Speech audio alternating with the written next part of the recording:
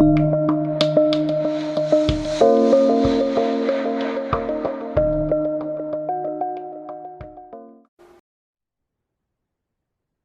everyone, Pam Gregory, astrologer. I'm going to be speaking to you today about the first half of December and the full moon that we have coming up in Gemini on the 7th or 8th, depending on where in the world you live. Now, the square, the long-running square we've been talking about between Saturn and Uranus that we had all last year and this year, that is now starting to pull away. It's starting to separate. And by the end of the year, that square will be 7 degrees from exactitude. So it really won't be very operational. And remember, the big themes of this are the old world versus the new, control versus freedom, etc. But it's also interesting that Saturn is also moving away from the square to the nodal axis, which we've had for some weeks. And the stronger planet is becoming Uranus, because Uranus is still within a couple of degrees of that north node, whereas Saturn is moving away from the square. So Saturn, over the last few weeks on our collective future destiny, has been a kind of reality check, not so fast, caution, rules and regulations for your safety. That's now breaking up. And Uranus, the planet of the future, the planet of freedom, the planet of community, the collective and more galactic connection, potentially, that is now still very stronger, because it's conjunct the north node, and it's strong in another way, which we'll see when we look at the chart. What is also, I think, important is to realize December is, again, a huge month. I mean, November, I'm recording this on the 20th, an awful lot is going on that you won't necessarily hear on the nightly news, but it has, I think it's brought in some real trigger points of change, and threads will unravel that I think will become very apparent to us as we go through the months, and that's going to be very interesting.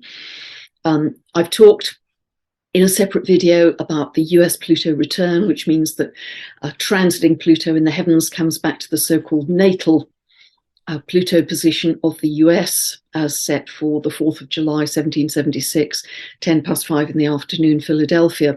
It comes back to its third exact conjunction on the 27th of December, but that process will run for several years.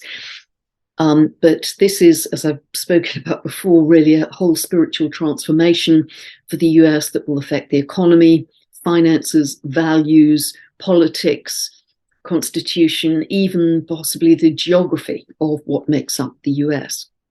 Big spiritual transformation. It won't be over by the end of this year by any means. It will roll on for some years. But because that's happening now, and Pluto is starting to move out of Capricorn into Aquarius in March, won't fully move into Aquarius till December 2024, but it starts to move out in March. Whatever is happening with the US will flavor, will color how Pluto in Aquarius plays out in the world. So that's another reason it's very important. Another thing that is of note here, the full moon that I'm going to go on to talk about is at 16 of Gemini. So sun and moon are always opposite each other at a full moon. So that means if the moon is at 16 of Gemini, the sun is at 16 of Sagittarius, which is conjunct the ascendant, the identity of the US chart that I've just mentioned. I hope all of that made sense to you. I know it won't make sense with everybody, but I hope it makes sense to a lot of you. So we are very aware that we're moving very quickly. The energy at the moment is just moving so fast, and many of us can feel these huge waves of high frequency energy coming in that are raising our consciousness, and they're coming in wave after wave after wave. And I believe particularly around the Capricorn solstice on the 21st of December, that will be very strong, another jump in our consciousness. I see that Capricorn solstice as being very powerful and very positive. So that's where we are headed. To start with the detail of this first half of December, I think the first thing that's important to say is on the 3rd of December, we have Neptune moving stationary direct. It does that at 22 degrees and 38 minutes of Pisces. So And what is interesting as well is, for the last few months, as many of you know, the outer planets have largely been moving retrograde, but Saturn is now moving forward, Pluto is now moving forward, Neptune on the 3rd of December will be moving forwards, Jupiter on the 23rd of November, exactly on the day of the new moon in Sagittarius, will be moving forwards, and then on the 22nd of January, Uranus will be moving forward. So that means by the 22nd of January, all of the outer planets, Jupiter, Saturn, Uranus, Neptune, Pluto, will be moving forwards in forward motion. And I think we will feel that. We'll feel there's a greater sense of momentum, change happening as we run into those early months of 2023, particularly starting in March, April, May. I think we're going to have some very different energy coming in, which I'll be talking about in other videos as we get closer. So Neptune being stationary direct on the 3rd. Now, whenever a planet is stationary, its symbolism is magnified. So to less positive expression, this could be flooding. I mean, Pakistan, but also Australia. Australia have had relentless flooding. It's been really tough for those poor people. So, please send prayers and hope that that flooding abates. It's just been absolutely overwhelming for them, I think. So flooding is one manifestation. Also bringing up anything to do with the media, illusion, drugs, pharmaceutical drugs, addictions, that kind of thing can be a less positive expression of Neptune. The positive expression of a strong Neptune is connection to source, connection to oneness, creativity, aesthetics. So if you're involved in anything creative, that's a lovely few days either side of the 3rd to use that energy well. It can also help us. Neptune at its best can take us into kind of no time, into dropping into stillness, dropping into bliss, dropping into neutrality.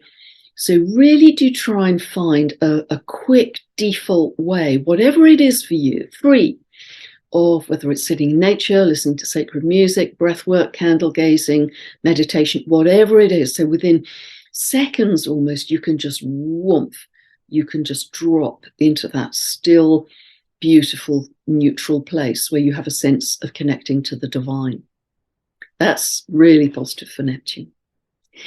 And then just in passing, as it were, on the 5th of the month, we have the moon. This happens quite regularly, actually. The moon comes to conjunct Uranus, and then that same day, it squares Saturn. So it's like a surge of rebelliousness, or we want more freedom, and then some kind of reality check comes in. That's a very regular movement of the moon.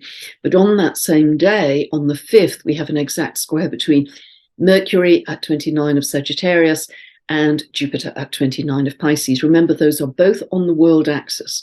World axis is 0 of the cardinals, within 2 degrees of orb, to 28 of the mutables, 2 degrees of the cardinals. So they are on the world axis. Now, this square between Jupiter and Mercury is really about thinking big, having bigger dreams, having a vision, a bigger vision of the future, what you want to dream into possibility. So, but it could be reflecting something on the global stage that is coming to pass as well. Jupiter is linked to legalities in its rulership of Sagittarius. So again, that could be something that's coming to the fore in our consciousness. But it's thinking big. It's very, very positive. And then on the 7th of the month at 8:07 Pacific, and then the next day, the 8th at 4:07 a.m. UK time, we have the full moon at 16 degrees 01 of Gemini. And let me share my screen and show you the chart.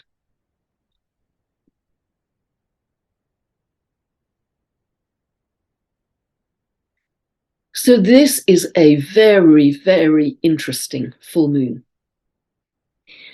As always with a full moon, see where 16 degrees of Gemini falls in your chart, which is this moon here. If you don't know what I'm talking about, you can download a free birth chart from my website. Go to the link below this video, and you can buy a 2-part video series that you can use every single time I do an update to find out what this means for you. But essentially, every full moon is a culmination or a closure, a completion of which something to do with the house area where this falls in your chart. So see where 16 of Gemini falls in your chart. A full moon can often illuminate something in that area of your life that you were unaware of before. So Gemini is very much about choices. It's the sign of the twins. It's the sign of choices.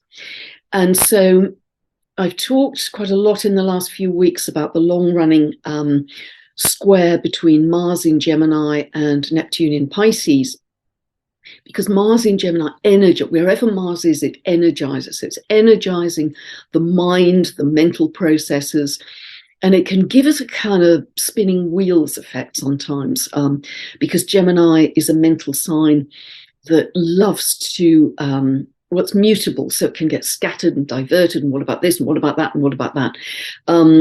But here it's interesting with Mars being retrograde. Whenever a planet is retrograde, there's a sense of I'm going back over. So I am going back over choices, I'm going back over facts and information related to Gemini of actions, Mars, that I might have taken in the past, retrograde. So it's reassessing those choices that we have made based on the facts and information that we thought we had at the time, let us say. And this square is sort of moving away really from exactitude a little bit, but it's still there. And still we have some layers of, silt or fog, or what's true, what's not. I think this full moon will help us to clarify quite a bit of this, actually. I think it will help us to take a step forward with a new level of perception around the facts and the information. Now, the moon in mundane astrology represents the people. So being 6 minutes away from exactitude, are the people going to be angry about something? Are people going to be angry about any facts or information or choices or whatever? We will see what unfolds here. But yes, the square with Neptune is still operational, and Neptune is square here, a little bit wide, but square to this full moon. The moon at 16 of Sagittarius, the sun at 16 of Sagittarius and the moon at 16 of Gemini. So this can bring in some of the themes I've talked about, but a lot of creativity, a desire to have a more spiritual sense in your life, I think, is coming in strongly here as well. And there's also a sense that we can see that information, those choices, from a more spiritual level. I think that's how we can read that T-square of Neptune to this full moon. And so in the light of this full moon, what do we think about all of those choices we made? Now, very like the new moon in Sagittarius that we had on the 23rd of November, we have a lot of planets in what are called mutable signs. Mutable signs are Gemini, Pisces, Sagittarius, and also Virgo. So in total here we have 6. If we just include our regular planets, we've got Sun, Venus in Sagittarius, Neptune, Jupiter in Pisces, and Moon, Mars in Gemini. So that's 6 planets in mutable signs. That's quite an emphasis. And mutability, as I mentioned last time, is about adaptability, flexibility, chameleon-like. You can shift and adapt to circumstances. So it's very helpful from that point of view.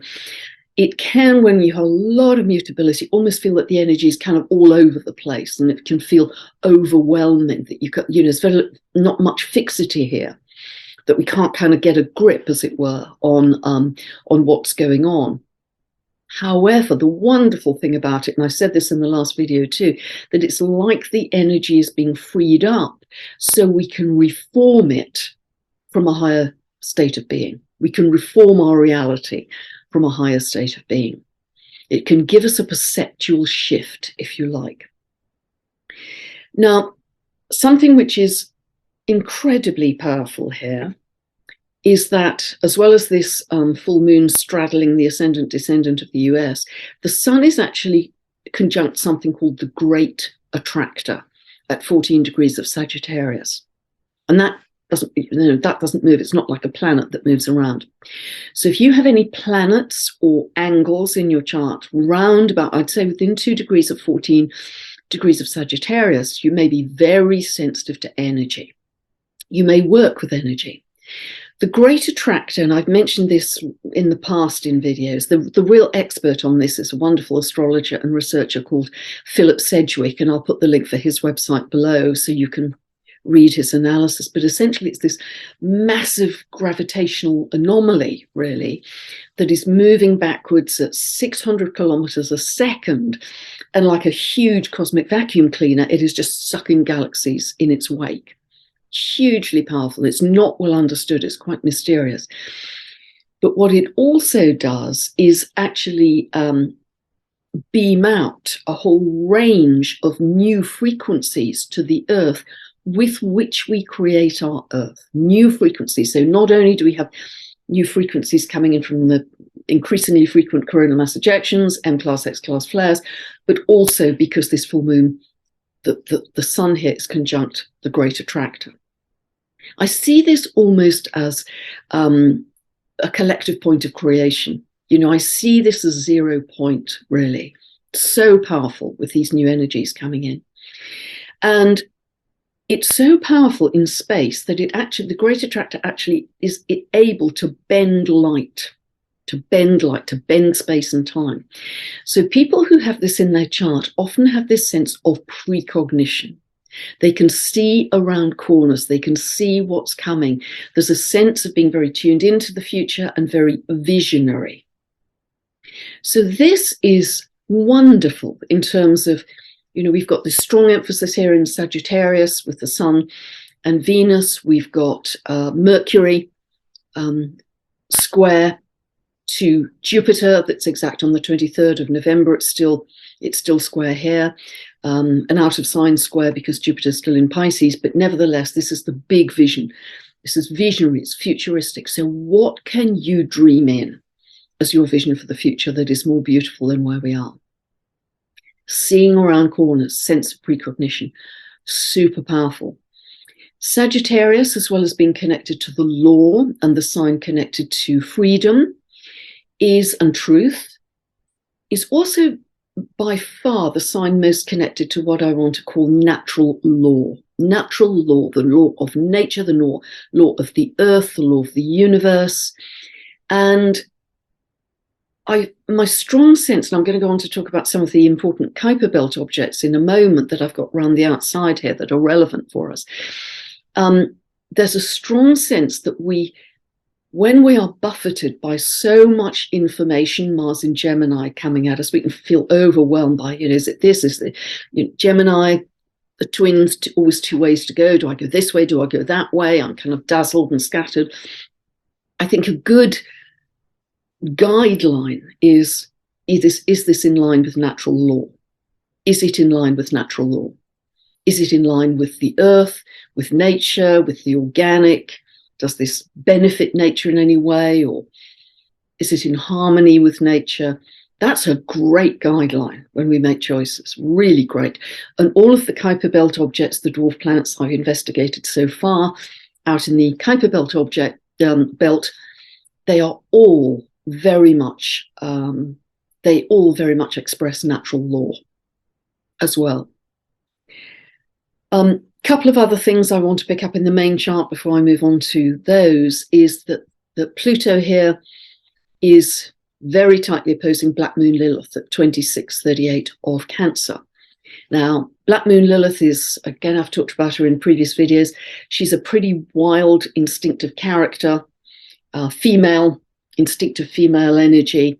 She never, ever compromises. She will fight to the end on her principles, and she is absolutely in line with natural law, not man-made law. So we've got some very strong themes here about natural law versus man-made law. She's in the sign of Cancer. Cancer is to do with motherhood and therefore children. But Black Moon Lilith is in this opposition to Pluto. Pluto in Capricorn, as I've been talking about for years, it seems, and indeed I have, is very much related to the power of top-down structures like government.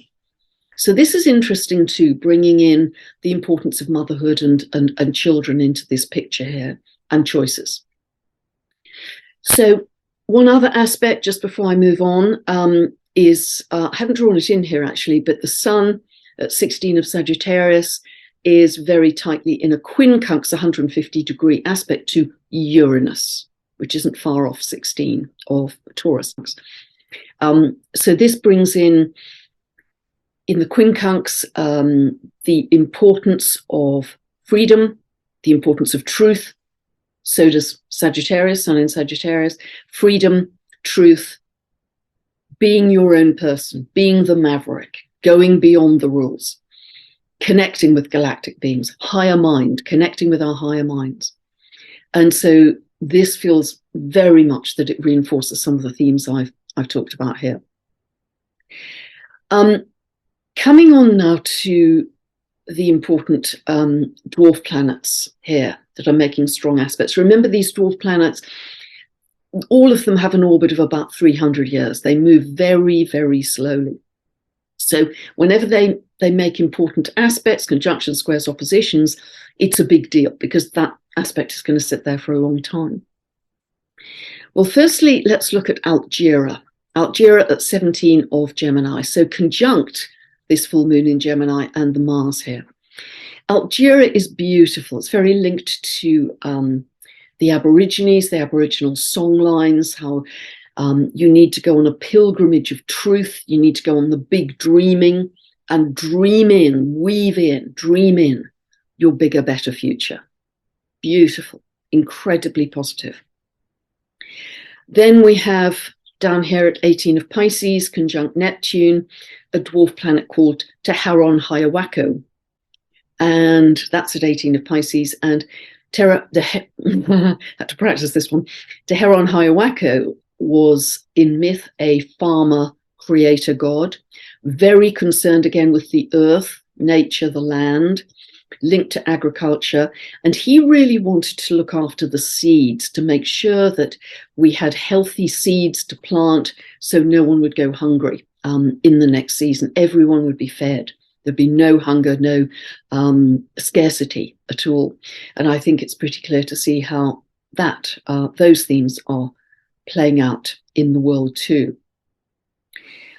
Then we come to Orcus. Orcus is really fascinating at 15 degrees of Virgo. And can you see, I haven't actually drawn it in because there would have been so many lines here, but Orcus, this is actually a mutable grand square, mutable grand cross, because these dwarf planets plus the sun and the great attractor are all between kind of 14 and 18 degrees of the mutable sign. So Orcus is at 15 of Virgo, square to Algira, at 17 of Gemini, which is square to Teheron Hayawako at 18 of Pisces, which means that is opposing Orcus, and both Orcus and Teheron Hayawako are both squaring the sun and the great attractor at 16 and 14 degrees of Sagittarius respectively. This is a mutable grand cross. So that, again, that grand crosses are always very powerful, and because they suggest action, but it also suggests, again, this malleability we have with our reality. And what I'm describing here, both our regular planets and also our dwarf planets, are linked to the ingredients we are putting into that future reality, the ingredients. Now, coming back to the symbolism of Orcus, Orcus is all about sacred law. And isn't that interesting? Because I think that's pretty allied to natural law, sacred law, and it punishes oath breakers, violators of spiritual law, and takes them deeper into the darkness that they've inhabited and shows them the truth and the light. I also discovered just this morning, actually, when I was preparing to do this, Orcus is also in its symbolism quite linked to what's known as Stockholm syndrome. And I'll put a link below so you can investigate this. And this is a strange sort of emotional and psychological syndrome that develops when people are kidnapped or taken hostage or they're prisoners. And over time, they develop this kind of emotional bond with the prison guard or the kidnapper, and almost start to see things from their point of view. And it's known as a kind of syndrome because it's a way of the kidnapped or imprisoned or whatever human being adapting to their circumstances, dealing with, reconciling themselves to the circumstances they find themselves in. And again, the focus of AUKUS is to, again, take them into the darkness and then back to the light of the truth. So I think that is absolutely fascinating. And I'm sure many of you do too. So these are the ingredients. I'm going to stop sharing now. These are the ingredients that we're putting into as we move towards this very positive and powerful Capricorn solstice. These are the ingredients for a future. Remember that astrology gives us the pattern, we give it the frequency, we decide the level at which the music is played, we decide how the modeling clay is formed. And we have so much modeling clay here, so much mutability that we can use. And so really remember, every thought you have, every feeling you have is creating your future. How you feel today is creating your tomorrow. It truly, truly is. So we have to be so cognizant of how we are using our energy. And I think we're going to, as I've said many times, this is going to become our mastery when we realize how important this is. And I think two women I know who are absolute masters at this are Sue Stone, who friend and colleague who I did a live event with in Bournemouth in September. We did a sort of an afternoon of empowerment, and I'll put the link below, and you can purchase that if you wish. And funds from that are going to my local People's Health Alliance. And the other person, as a good friend, is Diana Cooper, who has written many, many books about angels, and she also is fierce in this locking on to what you want to manifest, absolutely locking on to it. So those are two people who I've observed in recent times and how they've manifested very challenging situations to turn them to the good. So really be aware, every thought you have, every emotion you have, kind of flip it so you are so aware. This is the cake mix. These are the ingredients putting into your future.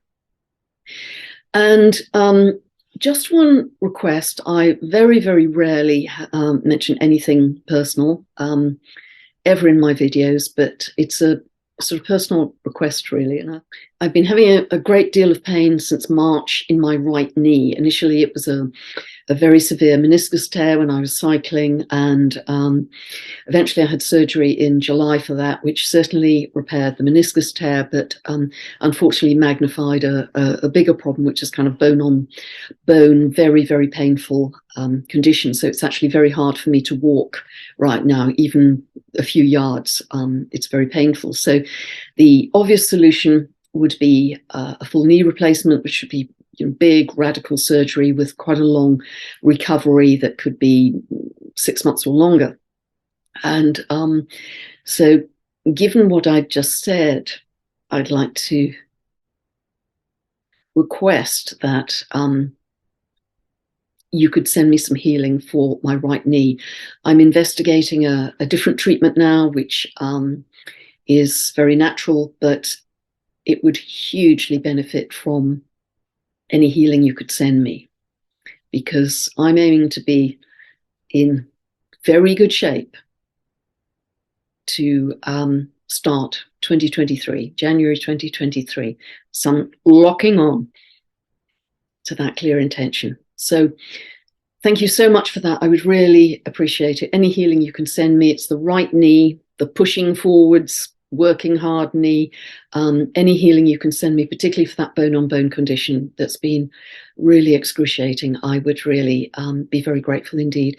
The pain makes it harder for me to answer emails, answer comments. So I know you'll be sending good wishes, but please understand I've just got to kind of pull back and really focus on this to get myself back in perfect shape, radiant health. So God bless, thank you very much, and really use this amazing full moon in Gemini for your benefit and creating a beautiful future for us all. God bless, bye for now.